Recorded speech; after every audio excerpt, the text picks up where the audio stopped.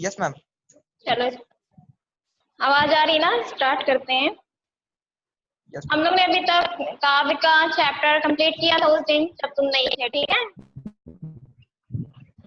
तुलसीदास वाला chapter complete हो गया है काव्य का। आज हम लोग स्टार्ट करने जा रहे हैं गद्य का थर्ड चैप्टर। बुक निकाल लियो। मैम बुक हमको दूसरी दे दिया है, बाकी सब सही दिया है, हिंदी की संचयन दे दिया है। चलो ठीक है, कोई बात नहीं, इसको चेंज करा लेना। यस मैम, अभी आई नहीं ना मैम वहाँ पे। नहीं, हाँ चेंज करा लेना, फिर तब तक ऐसे सुन लो, बता रहे हैं। Yes ma'am. चैप्टर थर्ड है गद्य का, यशपाल जी द्वारा लिखित है, लखनवी अंदाज। यशपाल जी का जन्म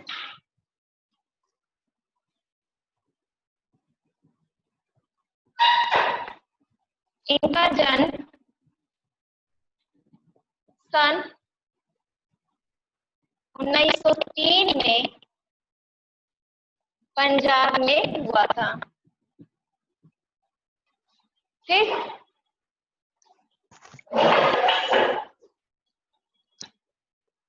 पंजाब के फिरोजपुर छावनी में हुआ। प्रारंभिक शिक्षा कांगड़ा में ग्रहण करने के बाद लाहौर के नेशनल कॉलेज में उन्होंने बीए किया। वहां उनका परिचय भगत सिंह और सुखदेव से हुआ। स्वाधीनता संग्राम की क्रांतिकारी धारा से जुड़ाव के कारण वे जेल भी गए। उनकी मृत्यु सन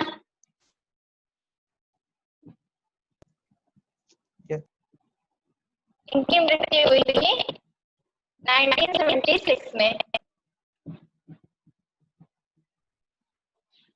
यशपाल की रचनाओं में आम आदमी के सरोकारों की उपस्थिति है। वे यथार्थवादी शैली के विशिष्ट रचनाकार हैं। इनकी रचनाएं हैं ज्ञानदान, तर्क का तूफान, पिंजड़े की उड़ान, फूलों का कुर्ता, उनका झूठा सच उपन्यास भारत विभाजन की त्रासदी का मार्मिक दस्तावेज है। ठीक है, ये तो इनका हो गया जीवन परिचय। अब इन्होंने जो लिखा है लखनवी अंदाज, उनपे क्या किया उन्होंने, कुछ यह साबित करने के लिए नहीं लिखा कि यह किस कहानी पे, लेकिन कोई भी कहानी बिना कथ्य के अनुसार नहीं लिखी जा सकती। तो इन्होंने ऐसी संस्कृति को बताना चाहा जो आज के समय में भी ऐसी परजीवी संस्कृति को देखा इन्होंने। तो चैप्टर स्टार्ट कर रहे हैं। लखनवी अंदाज। मुफस्सिल की पैसेंजर ट्रेन चल पड़ने की उतावली में हुंकार रही थी। आराम से सेकंड क्लास में जाने के लिए दाम अधिक लगते हैं। दूर तो जाना नहीं था, भीड़ से बचकर एकांत में नई कहानी के संबंध में सोच सकने और खिड़की से प्राकृतिक दृश्य देख सकने के लिए टिकट सेकंड क्लास का ही ले लिया। गाड़ी छूट रही थी। सेकंड क्लास के एक छोटे डिब्बे को खाली समझकर जरा दौड़कर उसमें चढ़ गए। अनुमान के प्रतिकूल डिब्बा निर्जन नहीं था। एक बर्थ पर लखनऊ के नवाबी नस्ल के एक सफेद पोश सज्जन बहुत सुविधा से पालथी मारे बैठे थे। सामने दो ताजे चिकने खीरे तौलियों पर रखे थे। डिब्बे में हमारे साहस कूद जाने से सज्जन की आंखों में एकांत चिंतन में विघ्न का असंतोष दिखाई दिया। सोचा हो सकता है यह भी कहानी के लिए सूझ की चिंता में हो या खीरे जैसी अपदार्थ वस्तु का शोक करते देख जाने का संकोच में हो। नवाब साहब ने संगति के लिए उत्साह नहीं दिखाया। हमने भी उनके सामने की बर्थ पर बैठकर आत्मसम्मान में आंखें चुरा ली। यहाँ पे बताया जा रहा है कि जो ये लेखक है, ये खिड़की के क्या करता है कि सेकंड क्लास का टिकट लेना चाहा था और जल्दी से दौड़ कर जाता है, सेकंड क्लास वाले डिब्बे में बैठ जाता है। लेकिन वो डिब्बा खाली नहीं था, पहले से ही वहां पे एक नवाबी आदमी बैठा था सफेद पोश में। ठीक है, तो यही बता रहे हैं कि वो बैठा हुआ था। जब ये दौड़ कर आते उस डिब्बे में बैठते हैं तो बड़े ही उससे देखने लगते हैं। फिर उसके बाद क्या, असंतोष के साथ उसे देखते हैं। फिर उसके बाद क्या था कि खाली बैठे कल्पना करते रहने की पुरानी आदत है। नवाब साहब की असुविधा और संकोच के कारण का अनुमान करने लगे। संभव है नवाब साहब ने बिल्कुल अकेले यात्रा कर सकने के अनुमान में किफायत के विचार से सेकंड क्लास का टिकट खरीद लिया और अब गवारा ना हो कि शहर का कोई सफेदपोश उन्हें संभाले।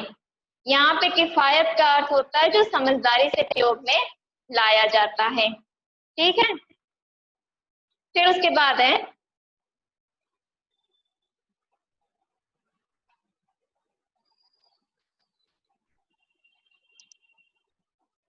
कहाँ तक पढ़े थे कि बिल्कुल अकेले यात्रा कर सकने के अनुमान में किफायत के विचार से सेकंड क्लास का टिकट खरीद लिया हो और गवारा ना हो कि शहर का कोई सफेदपोश उन्हें मंझले दर्जे में सफर करता देखे। अकेले सफर का वक्त काटने के लिए ही खीरे खरीदे होंगे और अब किसी सफेदपोश के सामने खीरा कैसे खाए। यहाँ पे सफेदपोश का जो वर्ड आ रहा है बार बार, यहाँ पे है सफेदपोश का एक आदमी है जो बहुत ही भद्र व्यक्ति है। ठीक है, भद्र व्यक्ति है, उसे सफेदपोश कहा गया है। यहाँ पे एक व्यक्ति है। हम कनखियों से नवाब साहब की ओर देख रहे थे। नवाब साहब कुछ देर गाड़ी की खिड़की से बाहर देखकर स्थिति पर गौर करते रहे। ओह, नवाब साहब ने साहस हमें संबोधन किया। आदाब अर्ज मतलब आदाब में क्या होता है, किसी को नमस्कार करना। जनाब खीरे का शौक फरमाएंगे। नवाब साहब का साहस भाव परिवर्तन अच्छा नहीं लगा। भाप लिया, आप शराफत का गुमान बनाए रखने के लिए हमें भी मामूली लोगों की हरकत में लथेड़ लेना चाहते हैं। जवाब दिया, शुक्रिया, किबला शौक फरमाए।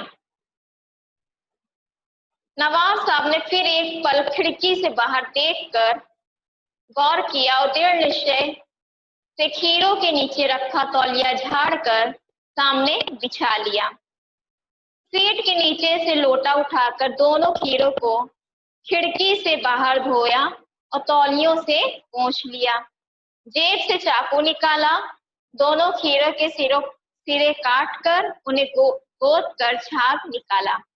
फिर खीरों को बहुत एहतियात से छीलकर फाकों के करीने से तौलियों पर सजाते गए। लखनऊ स्टेशन पर खीरा बेचने वाले खीरे का इस्तेमाल का तरीका जानते हैं। ग्राहक के लिए जीरा, मिला नमक और पिसी हुई लाल मिर्च की पुड़िया भी हाजिर कर देते हैं।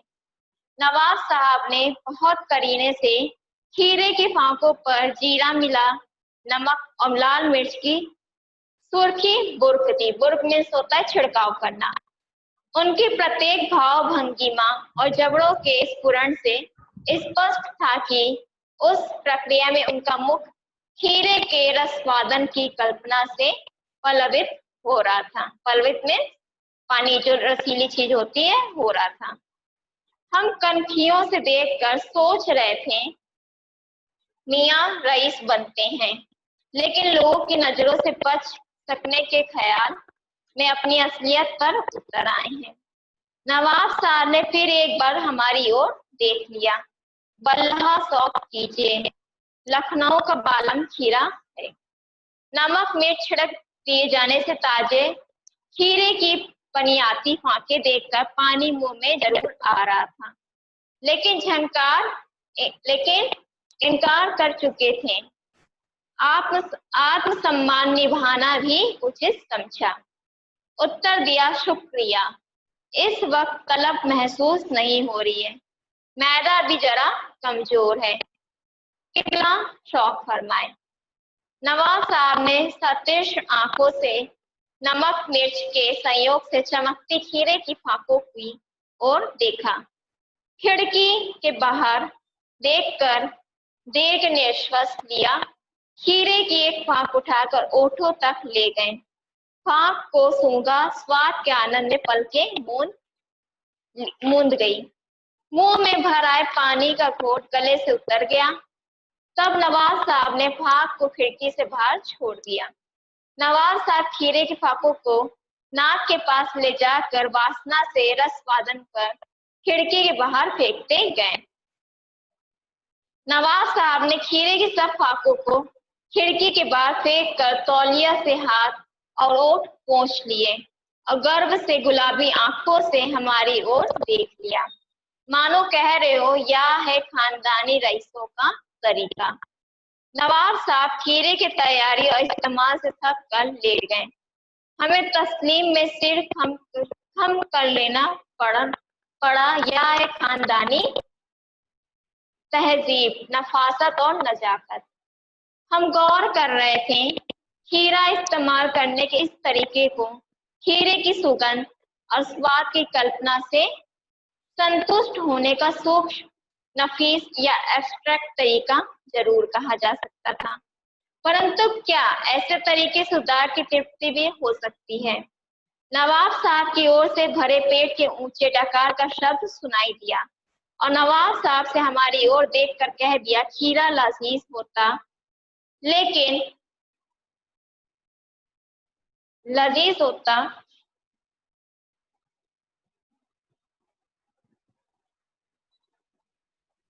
लेकिन होता शकील, नामुराद मैदे पर बोझ डाल देता है।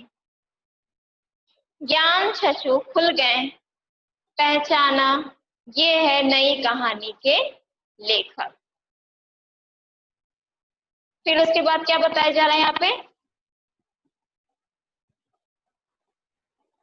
खीरे की सुगंध और स्वाद की कल्पना से पेट भर जाने का डकार आ सकता तो बिना विचार घटना और पात्रों के लेखक की इच्छा मात्र से नई कहानी क्यों नहीं बन सकती?